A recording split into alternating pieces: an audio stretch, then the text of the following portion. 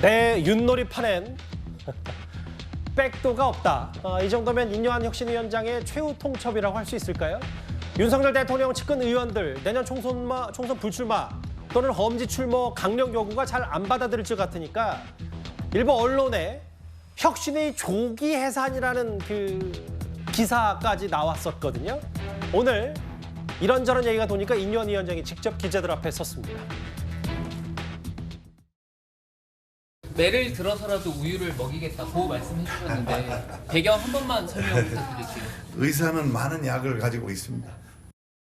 어제 혁신위가 조기 해산할 수 있다는 보도가 나왔는데요. 크리스마스 전에는 잘 끝나야 되고 뭐 여러 가지 우리 혁신위원들 의견은 많이 있고 저는 그분들을 뭐 말을 못하게 하는 그런 자세를 취하지는 않습니다. 혁신위가 희생의 대상으로 언급한 중진 의원들이 지금 응답을 안 하고 있잖아요.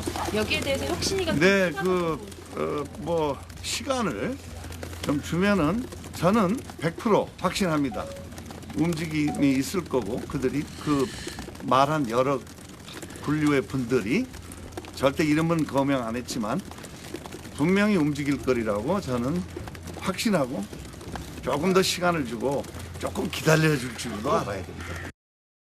혁신이 그 조기 예산 검토 보도가 자꾸 나오는데 네. 지금 현재까지 구체적으로 논의된 바는 없고 현재 일자로 현재까지 논의된 바 없다 구체적으로 불출마 의원 리스트는 진짜 없어요. 없는 건가요? 나는 본 적이 없어. 혹시 나중에 어떤 분들이 불출마를 해야 하는지를 위원장님이나 아니면 혁신위 차원에서 얘기를 할 가능성은 있나요? 없어요. 그거는 박사님께서 그 기본 원칙이라든지 인요한 위원장께서 큰 틀에 얘기를 하셨잖아요. 입 꼬매라 그랬는데 갈게요. 어제 오늘 사이에 혁신 관련해서 두 가지 좀 큰 보도가 나왔잖아요. 첫 번째, 이렇게 잘 안 받아들여지면 혁신이 조기에 접을 수도 있다. 두 번째, 불출마 리스트가 일단 만들어지고 있다. 뭐 이런저런 얘기인데 그 얘기 하기 전에 이현정 의원님. 네. 내 유판에는 백도가 없다는 인요한 위원장의 표현을 좀 어떻게 받아들이셨어요? 일단 지금 인요한 위원장이 이제 다음 달이면 이제 혁신위가 시한이 만료되지 않습니까? 근데 문제는 이번 혁신위 같은 경우는 이제 강서구청장 패배 이후에 어쨌든 당을 혁신하지 않으면 내년 총선에 어떤 패배할 수밖에 없다. 이 위기감 속에서 출발을 했고 그중에서 가장 중요한 것은 결국 인적 쇄신이지 않습니까? 근데 인적 쇄신 관련해서 그동안 수차례 걸쳐서 인요한 위원장이 이제 이야기했음에도 불구하고 지금 이용호 의원 혼자만 일단 지금 본인도 불출마할 수 있다 이런 입장을 피력했지 나머지는 지금 저항이 시작된 것 같습니다. 즉 기존의 어떤 기득권을 유지하겠다는 입장인 것 같아요. 이게 이제 강서구청장 보궐선거 이후에 조금씩 지지율이 회복하는 조짐을 보이니까 아마 의원들 입장에서는 딴 생각들을 좀 하고 있는 것 같습니다. 즉 당보다는 내가 먼저다. 이런 생각들을 하고 있는 것 같아요. 즉 당이 어떻게 되든 말든 간에 내가 다음에 국회의원 안 되면 아무 소용이 없다. 나는 끝까지 하겠다. 이런 식의 지금 입장들을 피력하고 있는 거 아니겠습니까? 5선에 있는 주호영 의원이 나는 정치를 시작한 곳에 대구에서 끝을 보겠다. 또 장제원 의원 같은 경우는 본인이 지금 산악회 인원들을 동원해서 사실상의 항명을 한 것이라고 저는 보는 거거든요. 항명이요? 그렇죠. 왜냐하면 그 시점에 그 많은 인원을 본인이 왜 공개를 했겠습니까? 결국 당신 주장과 나는 다르다는 걸 이야기한 거 아니겠어요? 그러나 지금 이 윤석열 대통령이나 지금 이 혁신위를 바라보는 입장에서 보면 이 혁신위가 성공하지 못하면 저는 뭐 거의 이제 국민의힘은 희망이 없다 이렇게 보는 거거든요. 내년 총선에서 정말 어렵다. 그렇죠. 그런 것들을 잘 알고 있는 윤 대통령 측근이나 또 장중진들이 이제 나 살겠다라고 지금 하고 있고 더군다나 김기현 대표마저도 이 너무 빨리 먹으면 체한다 이런 이야기를 하고 있지 않습니까? 물론 뭐 나중에 가서 입장이 바뀔 수도 있을 것 같습니다.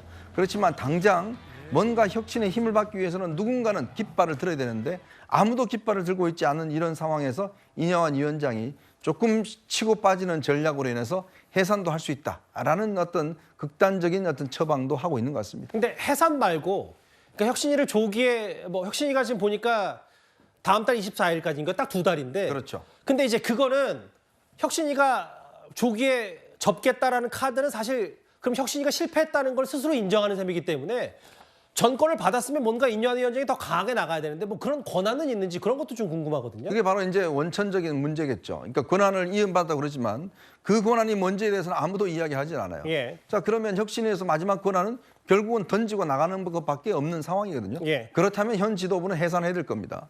그렇다면 이제 이 국민의힘은 비대위 체제로 가야 될 것이고, 왜냐? 정권을 줬는데 정권에 대해서 응답하지 않는 지도부가 있을 의미가 뭐가 있겠습니까? 그렇기 때문에 결국은 혁신위 해산은 현 김기현 이 체제도 결국 해산이다. 그렇다면 국민의힘은 비대위로 갈 수밖에 없는데, 집권 여당이 비대위로 간다 그러면 굉장히 아마 혼란이 있을 겁니다. 그러면 소정숙 국장 생각도 결국은 혁신이 조기 예산 카드는 인 위원장이 최후 통첩 마지막 카드고, 또 이런 분위기가 이어지면 정말 접을 수도 있고 지금 약간 극단의 상황에 몰린 건데요. 그런 상황이라고 봐요. 지금 이제 국민의힘 내부, 여권 내부의 변화를 강력하게 요구하고 있는 흐름이 두 가지가 있다고 봐야죠. 일단 이준석 전 대표의 최근 여러 가지 움직임도 그런 맥락이 있다라고 봐야 되고, 인요한 위원장이 지금 뭐 얘기하는 것들, 중진들 불출마 내지는 뭐 수도권 출마, 기타 등등 이런 거, 혁신위를 조기 해체할 수 있다라는 이런 내용들, 이것은 강력한 압박을 계속 하고 있는 겁니다.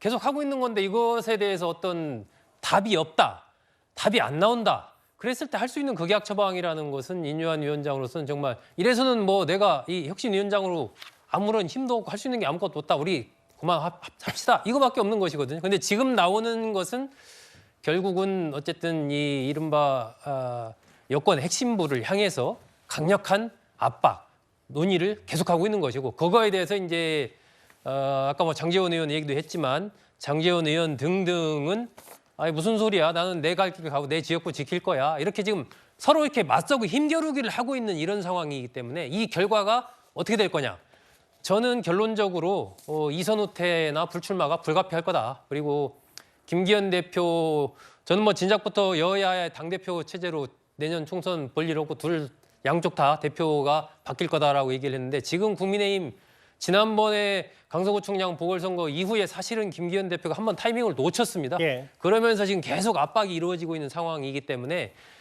김기현 대표도 타이밍을 볼 수밖에 없지만 운명은 정해져 있는 운명이다. 그렇게 좀 보기 때문에 결국 아마 인요한 위원장은 더 강하게 계속해서 아마 압박을 하는 메시지를 내놓지 않을까, 그렇게 좀 예상이 됩니다. 특히 사실 인요한 위원장 입에서 특정 인물로 좀 추정이 되는, 그러니까 몇천 명 버스 동원했다, 장제원 의원을 인요한 위원장이 애들로 언급한 것도 참 이례적입니다. 장제원 의원은 지지자들 앞에서나 혹은 교회 간증 때나 최근 이런 말을 하고 있습니다. 사상 노후원 지역이 첨단과 행정이 어우러지는 곳으로 변하고 있습니다. 그런데 서울 가래요. 그런데 서울 가랍니다. 저는 제 단량한 정치 인생 연장하면서 서울 가지 않겠습니다, 여러분. 그런 거 함께 듣겠습니다. 우리가 함께 꿈꿔온 사상 발전, 위대한 낙동강 시대의 중심 사상을 만들어야 되지 않겠습니까? 저는 이 일을 위해서 제 남은 인생 모든 것을 바치겠습니다, 여러분, 저도 40살 때부터 어린 나이에 정치를 하면서 벌써 15년입니다. 15년 동안 많은 어려움도 겪고 풍파도 있었고, 또 한 번은 4년을 쉬었고, 또 한 번은 무소속으로 출마를 해서 지역 주민들의 사랑으로 당선되는 기적도 맛보았습니다. 요즘도 장제원이 험지 출마하라 하셔서 항상 제가 16년 동안 걸어왔던 길이 쉬운 길이 아니었고 어려운 길이었지만, 본인 지역구 교회에서 좀 연단에 섰던 장제원 의원 얘기를 좀 모아봤는데, 최진봉 교수님, 물론 지금 상황에 대치 국면, 장제원 의원이 쉽게 험지 출마 혹은 불출마를 선언할 것 같지는 않은데, 총선을 앞두고 계속해서 혁신이 포함 당 혹은 뭐 글쎄요, 용산 대통령실이 총선에 공천에 개입하는 건 안 되지만 어쨌든 직간접적으로 장제원 의원 주변부터 이렇게 계속 이제 압박을 하면 그거에 대해서는 좀 장 의원도 쉽게 버티지 못한다는 전망도 있는데 어떻게 좀 판단하십니까? 근데 저는요, 장제원 의원이 저 정도로 얘기를 할 정도면 무소속 출마도 불사한다고 생각해요. 근데 그거는 저는 그렇게 하면 안 된다고 개인적으로 생각하는 사람이지만, 무슨 말이냐면 혁신의 대상이 된다는 것은요, 뼈를 깎는 아픔이 있는 거예요. 누가 혁신의 대상 되는 사람이 아 좋습니다. 내가 혁신의 대상 되겠습니다. 이렇게 얘기하는 사람이 누가 있겠습니까? 세상에. 아무도 없어요. 그런 사람은. 혁신의 대상이라고 하는 것은 아픔과 본인의 희생을 감수하면서 가는 거라고 저는 보거든요. 근데 장제원 의원이 저렇게 지금 뭐 버스 저렇게 92대 4,200명이 운집하는 집회까지 열면서 저렇게까지 한다? 저는요. 저건 대놓고 진짜 혁신에 호응하지 않겠다라고 얘기밖에 안 돼요. 그러면 저 정도 보여주고 아까 뭐 교회 가서 왜 저런 얘기를 하는지 제가 잘 모르겠지만 어쨌든 그런 얘기가 하는 걸 들어보면 제가 볼 때 무소속 출마까지 할 것 같아요. 그러니까 본인의 입장에서는 본인이 절대로 저 지역구 못 내놓겠다는 거잖아요. 그럼 어떻게 혁신합니까? 아니 반대로 얘기하세요. 본인이 윤핵관이라고 얘기하고 그동안 윤핵관 중에 윤핵관이라고 계속 얘기해 왔잖아요. 본인이 앞장서는데 어느 누가 아니 윤핵관인 장제원도 물러나지 않는데 내가 왜 물러나? 이렇게 나올 수밖에 없어요. 그럼 혁신 못합니다. 혁신위원장이 여러 가지 부분에 있어 국민의힘의 변화를 추동하려는 시도를 하고 있다고 하면 본인이 먼저 솔선수범해야 돼요. 어쨌든 윤핵관으로서 여러 가지 본인이 누렸던 정치적인 위상도 있었고 이런 부분이 있다면 거기에 대한 희생도 같이 하는 것이 맞다. 그렇게 생각합니다. 알겠습니다. 장제원 의원의 교회 간증 영상, 본인은 지역구 출마 밀어붙이겠다 이런저런 얘기까지 4위였습니다.